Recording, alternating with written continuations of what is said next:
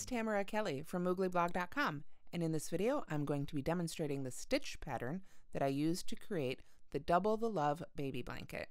You'll find a link to the pattern in the video description if you're watching this on YouTube, or down below if you're watching it on the blog.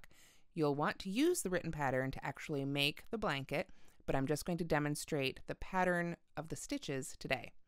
For this pattern, you'll need Lion Brand Yarn's Pound of Love in at least 2 colors, and stitch markers, and a K-hook. This one is by Furls. Let's get started. Okay, so this pattern works with a multiple of 5 plus 1 plus 1 more for the turning chain. The actual pattern for the blanket begins with a chain of 137, but for the sake of time of this demonstration, I'm just going to start with a chain of 17, which is a multiple of 3, 15, plus 1, 16, plus 1 more for the turning chain. So 17 chains total. So we begin row 1. What we're going to do is skip the first chain, the one closest to the hook, and then in the second chain, we are going to work a single crochet. Like so. Then we are going to work a chain of 5, 1, 2, 3, 4, 5. Then we skip 4 chains and single crochet in the next chain. So let's come back down to our chains. You'll see I'm working in that back hump. This is just personal preference. If you like, you can work under the top 2 loops. But I just like to work in the back. I think it's a little bit easier. So once again, we're going to skip 4 chains, 1, 2, 3, 4, and then go to the chain after that to work our next single crochet. And then that is our basic repeat for this row. We chain 5, 2, 3, 4, and 5. Let me pull on my yarn here, it's getting a little tight. The nice thing about Pound of Love is that it works pretty well as a center pull, but you've got to give it a little tug. So there we are. I've got my chain of 5 again, got a little twisted. Let's get that untwisted. Don't want to start working to the other side of the chain or something. So my chain 5, skip 4, 1, 2, 3, 4, single crochet in the next. And we're just going to continue that all the way across the row. So chain 5, 4 and 5, skip 4, 1, 2, 3, 4, and that should put us in that last chain with our last single crochet of row 1. Now, as I said, this pattern is worked with 2 colors, and you're going to be working them both at the same time. But we're not going to finish this stitch with the next color or anything like that. Instead, we're going to keep this loop active, so to speak, but remove the hook and put a stitch marker in it. This is where our stitch markers come in handy to keep that loop secured so none of these stitches can come out while we work with the next color. So what we do at the end of this one, rather than turning, again, like we normally would with a pattern, we're going to put it down still in the same direction and pick up our next color. And we're going to use this for row 2. And we're going to be working into the unused loops of the foundation chain at the base of row 1. In the written pattern, you'll see there's a lot of photo tutorials for this too, or a lot of photos of the specific steps, so that's helpful as you work too. But so that means we're going to be working into these loops down here. Okay? So with color B, we're going to work with a join with a double crochet in the very first chain. So that chain was the base right there of that first single crochet we made. We put our double crochet right in the bottom of that stitch. So if you worked into the top 2 loops on the first row, you're going to be working into the back hump now. If you worked into the back hump like I did, you'll be working into those top 2 loops for this row. After you've made that double crochet, we skip the next chain and then we work a V-stitch in the next chain. A V-stitch for the purposes of this pattern is 2 double crochets, chain 1, 2 double crochets in the same stitch. So let's yarn over, skip that next chain, go into the next one. Oop. Doesn't want to let me in there. There we go. We're in that chain. So we're going to make our V-stitch. Double crochet, double crochet, chain 1, and then 2 more double crochets all worked into that same chain. So this is a pretty big version of the V-stitch. V-stitch can mean lots of different things in crochet, but it usually means a double crochet with one or more chains in between it to make this nice V shape. So from there, we skip 4 chains, 1, 2, 3, and 4. That includes the one that stitch is worked into, and in the one after that, we'll work our next V-stitch. And that is our basic repeat for this one, skip 4 and V-stitch. And that'll work until we get almost to the end. So we'll probably have 2 more V-stitches to make here. Let me pull up some more yarn of the blue here. Doesn't want to come. There we go. And I know this seems like it might get a little messy, but you're really only working with 2 colors at a time for this pattern. So as long as you pay attention to your skeins as you work, they shouldn't get terribly tangled. I have a video on different ways to do color work without tangles. Well, one specific way actually that's my favorite that you might want to look up on the YouTube channel too. So we skip 4 more. 1, 2, 3, 4. Work our last V-stitch for the row, which I know because we're almost at the end here. However many stitches you started with, if you started with the full 137, you'll obviously need to make a lot more of these V-stitches. So if you need to, feel free to pause the video here until you've gotten to the end of your row. A little more yarn here for the blue. 2 more double crochets to finish this V-stitch. And now, going back to our instructions, we should have 3 chains remaining. 1, 2, and 3, being the base that that last stitch is worked into there. So what we're going to do is skip these 2 right here, and then in this base we're going to work our last double crochet. And this sort of mirrors what we did at the beginning of the row. There we go. If we pull that apart, you can see I'm going right into that foundation chain of that first stitch there. Okay, so we're at the end of this row. So what I'm going to do is pull up that loop, remove my hook again, and use another stitch marker to secure this loop. And that will keep it safe. So these stitches can't come undone. All right, so that's what we've got. There goes my hook. There we go. So that's what we've got so far. Looks a little weird, right? Row 3 is going to be where these come together and start forming one cohesive fabric. So let's go ahead and get started with that. After we finish row 2, this is where we finally turn to work back this way. What we're going to do is insert our hook into the color A loop, which is this one right here. So let's remove that stitch marker and set it aside for the moment. Pick up your hook, insert it back into that active loop of chain 2, or of the first color. And what we want to do is insert the hook in a way that when we pull on the working yarn, the part that moves is in the front of the hook. That's always important when you reinsert your hook. So there we have it, and we're ready to start working row 3. What we're going to do is begin with a chain 3, 1, 2, 3, that counts as our first double crochet. Then we hold the work so that color B, B for blue, is behind color A. So what that means is we fold it. Let me put my hook down so I can show this a little better. We're going to fold it up so that the tops of the 2 rows meet each other and that the pink side, or color A side, is facing you, like so. Okay? Once again, we've got our active loops on our hook side, right side if you're right-handed, left side if you're left-handed, and fold color A up so that those chain loops are at the top of those V-stitches, okay? Now let me get my hook back in here so we can continue with row 3. Now what we're going to do is work another of those V-stitches, and where we're going to work it is under that chain 5 loop space and through the chain 1 in the middle of the V-stitch. Okay, so we're going to stick our hook under the chain and through the chain 1 space of the V, pull it up, and work our V-stitch. That encloses both of those chains, the chain 5 and the chain 1, inside the V-stitch. And again, the V-stitches are 2 double crochets followed by a chain 1 and 2 more double crochets. You can see while this stitch pattern looks complicated, it's actually very simple. Or hopefully by the time we get to the end of this video, it will feel simple. And then we just kind of work across. We make a V-stitch in the next one. Skip all this in between, head over to the next loop, go under the loop and through that chain 1 space, and make your next V-stitch. And that's what we're going to do on across for row 3. And now I need some more pink yarn. The whole skein wants to come back on screen. There we go. Chain 1, finish the second half of that V-stitch, like so.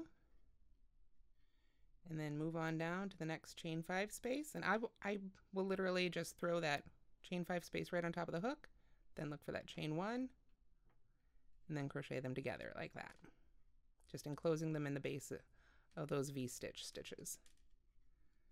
You can hear my stitch marker from color B tapping on the bottom of the table there. I know it's going to hold my color B stitches secure while I work with color A. So you really, I know some people think that working without stitch markers is living dangerously, and it is, but I like my crochet to stick. So we've got our V stitches at the end of row 3. We want to even it out, so we're going to double crochet in that last stitch. Give ourselves some nice edges for the blanket. So don't forget that part. It's going to be important to anchor the end of that row. There we go. Like so. And then from there, once again, we pull up our active loop. Place our marker, usually abbreviated PM in a pattern, around that loop. And that's row 3. Looking pretty cool. It's starting to come together. So what we do from here, we don't turn it again. We're going to go back to color B. And as you can see, this loop's now on the correct side to put our hook back in it. So I want to turn it around, make sure I get my hook back in there the correct direction, like so. And it's okay to sort of flip it over and open it up again so you can start working with that. What we're going to do is insert our hook in this loop. Sorry, I have to check the directions, so I'm just making sure I do this exactly right. Then we're going to chain 1. We're going to single crochet in the first stitch. We're going to work just into color B at this point, like so. Work our single crochet. Just hold color A to the front there out of the way. Okay, and then after our single crochet, we chain 5, 2, 3, 4, and 5. Then we single crochet in the space between the next 2 same color V stitches. Now in this row, when we make our chain 5 loops again, we're only going to be working to the same color stitches. So what we want to do, as you can see, if I flip it over here a little bit, there's our V stitches. Right now they're upside down in the blue. But if you take your fingers between the V stitches and pull that up, that's where we're going to work, our single crochet right there. So that's where we single crochet for that chain 5 loop. Then we chain 5 again. Let me pull up a little bit more yarn. There we are. I don't want to pull out too much. That's how you get tangles. 1, 2, 3, 4, 5. Find the next space between the V stitches. There isn't a chain or anything there, but there's a space you can stick your finger through so you can put your hook through it. Single crochet again. Then we chain 5 one more time because I can tell we are at the end of our row. And to finish off row 4, what we're going to do is single crochet in that last stitch. So this is just like those chain 5 single crochet loops we did before. But the trick is now we've got another color and we need to make sure not to work into it on those. The chain 5 loops are only ever worked into the same color yarn. So that's the end of row 4. To begin row 5, we don't have to pull up our loop because we're going to continue right now with color B. But we are going to turn and work back the other way. Now, row 5 is where we bring the colors together again. So we're going to start with our chain 3, 2, 3, which counts as our first double crochet here. Then I'm going to work a V-stitch in this chain 5 loop we just made and bringing it up again, the V-stitch right behind it in the other color, like so, right in that chain 1 space again. So I hope you're starting to see how this repeat works. You're going to have a row of chain 5s and single crochets, followed by, and those are worked into just the same color, and then you'll have a row of V-stitches where the colors are joined together.